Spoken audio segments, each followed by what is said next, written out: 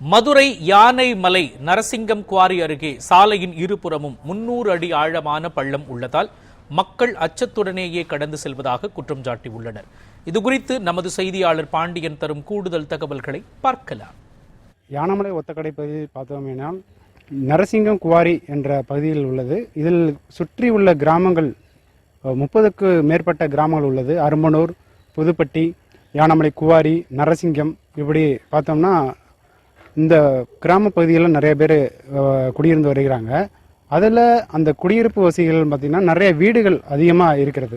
அந்த வீடுகள் பகுதியில் பார்த்தோம் அப்படின்னா இந்த பகுதியில் பக்கத்தில் இந்த நரசிங்க கோயில் பக்கத்திலேயே யானைமலை குவாரி அப்படின்றதுல 2 பள்ளங்கள் உள்ளது. 2 ராட்சத பள்ளங்கள் அப்படி இருக்கிறத நம்ம பார்த்துட்டு வரோம். அந்த பகுதியில் நம்ம இருக்கிறோம்.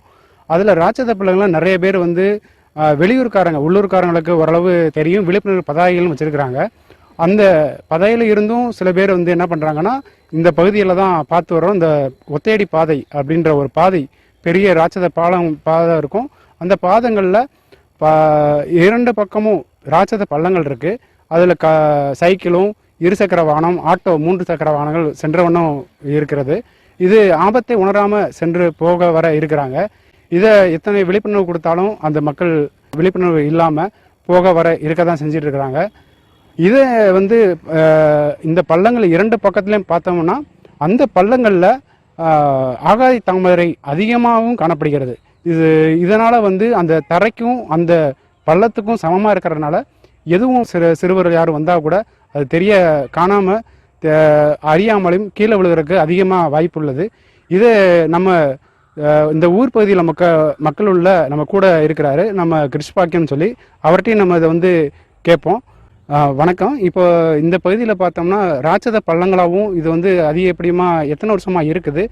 இது என்னென்ன முன்னெச்சரிக்கை நடவடிக்கை எடுத்தால் சரியாக இருக்கும் அப்படின்னு நீங்கள் நினைக்கிறீங்க? சைக்கிளில் போக வர இருக்கிறாங்க, இது போல் இது எதுவும் விபத்து நடந்திருக்குதா? இதுக்கு முன்னாடி யாரும் இறந்துருக்கிறாங்களா? நீங்கள் கொஞ்சம் சொல்லுங்கள். 2017 தீபாவளி அன்னைக்கு 2 குழந்தைங்க இருந்தாங்க. என்னோட நண்பனுடைய அக்கா குழந்தைங்க.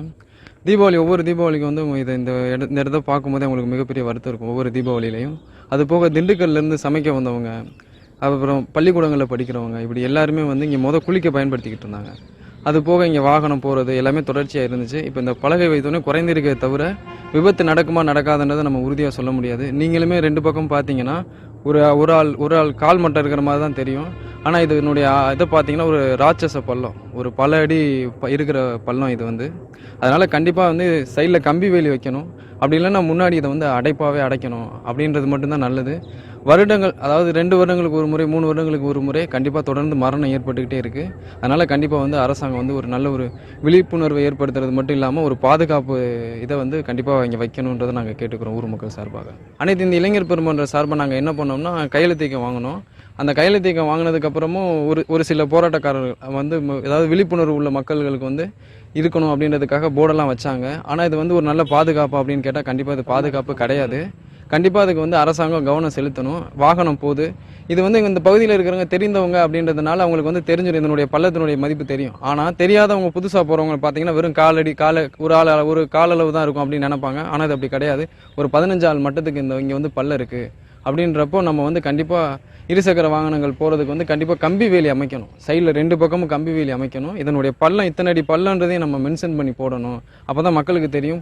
புதிதாக வரவங்களுக்கு வந்து கண்டிப்பாக இது இவ்வளோ பெரிய பள்ளமா அப்படின்றது அவங்களுக்கு தெரியவே தெரியாது. அதனால் கண்டிப்பாக கம்பி வேலி அமைக்கணும். குவாரியினுடைய அனுபவங்கள் நிறைய இருக்குது. இந்த குவாரியுடைய பள்ளங்கள் பார்த்தீங்கன்னா இந்த ஆகாய தாமரைகள் இதெல்லாம் நிறைய இருக்குது. இதில் வந்து ஒயின் ஷாப் இந்த பக்கம் இருக்குது. இதில் வந்து போகிறவங்க மக்கள் பக்கத்து ஊருக்காரங்க எல்லாருமே இந்த வழியில் தான் போகிறாங்க. இதில் போகும்போது இந்த பள்ளங்கள் வந்து அவங்களுக்கு தெரியாது. உள்ளூர்காரங்களுக்கு தெரியும் இது எவ்வளோ பள்ளம் எப்படிங்கிறது தெரியாது. இவங்க என்ன நினைக்கிறாங்க, தண்ணி இருந்த உடனே இது ரொம்ப சும்மா ஒரு ஆள் மட்டும் இருக்கும், ஒரு குளிக்கிற மாதிரி இருக்கும், அப்படின்னு குளமா மாதிரி தான் இருக்கும் அப்படின்னு தான் இருக்காங்க. ஆனால் இது நூற்றுக்கணக்கான பள்ளம். ஏகப்பட்ட லாரிகள் லோடு ஏற்றி வரும்போதெல்லாம் ஏகப்பட்ட விபத்து நடந்திருக்கு. அதில் உயிரில் நிறைய சேதமாகிருக்கு. இப்போ இந்த தண்ணி இந்த குவாரி நின்றதுனால இப்போ இந்த தண்ணியை எடுக்கலை, யாருமே வந்து முயற்சி பண்ணி எடுக்கலை. முன்னால் வந்து எடுத்து தண்ணி வரவு சுட பண்ணாங்க. இந்த குவாரி நம்பி ஒரு 300 குடும்பம் வரைக்கும் இருக்குங்க. இந்த மலையை ஒட்டி, இந்த மலைவாசியை ஒட்டி, இந்த பெருமாள் கோயில் பக்கத்தில் இருக்குது, ஒட்டி 300 குடும்பம் வரைக்கும் இருக்குது. இந்த குடும்பம்லாம் இப்போ தொழிலை மாற்றிட்டு பக்கத்தில் வந்து மிஷின் ஆஸ்பத்திரி, ஒரு வாட்ச்மேன் வேலை, ஒரு டிரைவராக இருக்கவங்க டிரைவர் போயிடுவாங்க, மற்ற வேலைக்கு எல்லா வேலைக்கும் போயிடுறாங்க. இந்த குவாரியை நம்பி இருந்த ஊர் தான் அந்த ஊர். அப்படி சூழ்நிலையில் இந்த பாதைகள் வந்து இது மெயினான பாதையாக இருக்குது. நீங்கள் பார்த்தீங்கன்னா வெளியில் தெரியும், எலிவிஷனில் பார்த்தீங்கன்னா எலிவிஷன் முன்னாடியே உங்களுக்கு பாதை இது முன்னாடி பார்த்தீங்கன்னா என்னென்னா இது பாதை அப்படின்னு சொல்லி வர்றவங்க தெரியாதவங்க என்ன பண்ணுறாங்க, இது ஒரு குளமாய் பாலம் இருக்கும். இந்த சைடு பார்த்தீங்கன்னா ரெண்டு பக்கம் பாலம் இருக்கும். இது பாலம் தான், இது ஊர் தான் அப்படின்னு சொல்லி இதுக்குள்ளே போயிடுறாங்க. அதனால் இது விபத்துகள் அதிகமாக நடக்கிறதுனால அது என்ன செய்யணும்னா இந்த குவாரியை மூடணும். இந்த குவாரியை மூடுனா இந்த பாதைகளை மூடணும். குவாரியை மூடுறது ஒரு பக்கம் முடியாது, ஏன்னா பெரிய பெரிய பள்ளங்கள் இது.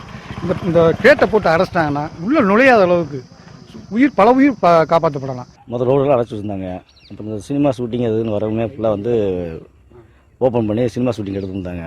அப்போ வந்து எல்லாருமே வந்து இங்கே குளிக்க வரவங்க எல்லாம் குளிக்கிறது தவறி கீழே வந்து இறந்துடுறாங்க. அதனால வந்து என்ன பண்ணால் இங்கே வேலி போட்டு அடைச்சி வச்சுருந்தான். அடைச்சி வச்சதுமே திருப்பி வந்து எடுத்து விட்டாங்க.